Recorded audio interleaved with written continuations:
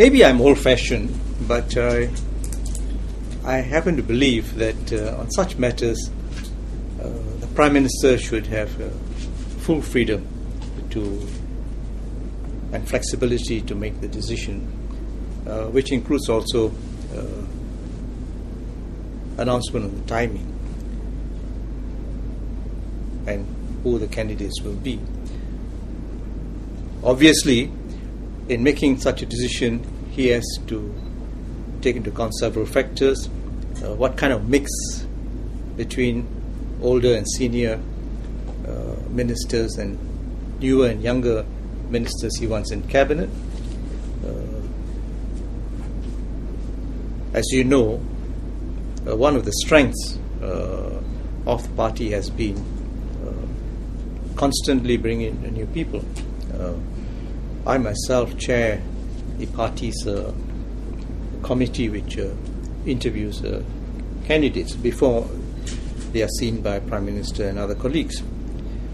So these are matters that Prime Minister will have to take into account. If the Prime Minister and the party leadership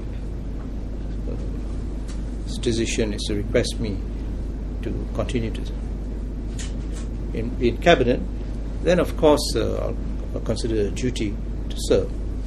On the other hand, if I were to step down, I'd be equally happy to do so,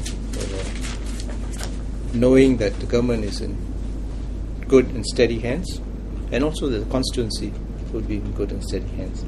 So, as I said, that may be a disappointing response to you. So you have to wait and see till nomination day, let Prime Minister decide, or maybe earlier. As others have commented, this is not something new.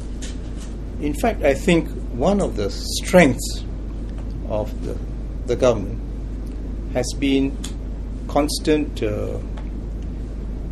renewal and rejuvenation at different levels of government. I say that is a strength of the government, but it's also, I think, a strength for the country, that there's confidence, that there's a mix of experienced leaders together with younger ministers who will have many years ahead of them. So this is not something new. I mean, my mind goes back when I was interviewed as a candidate for the party, and I remember appearing before the same kind of committee, and Mr. Barker, who was Minister for Law, looked at me and said, "Jayakumar, some people say that you're going to succeed me as Minister for Law." So what do you think of it?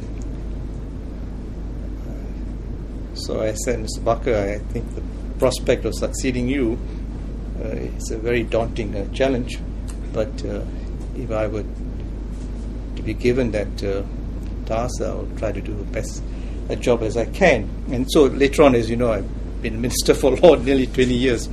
Now, Mr. Shanmugam succeeded me as Minister for Law. You know, he was my student when I was teaching law at the university, and I could see straight away that he had a very sharp mind.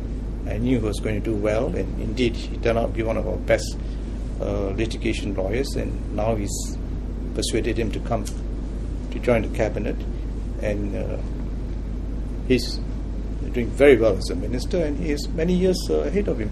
I think that's the strength of the party, and I think it's also good for Singapore.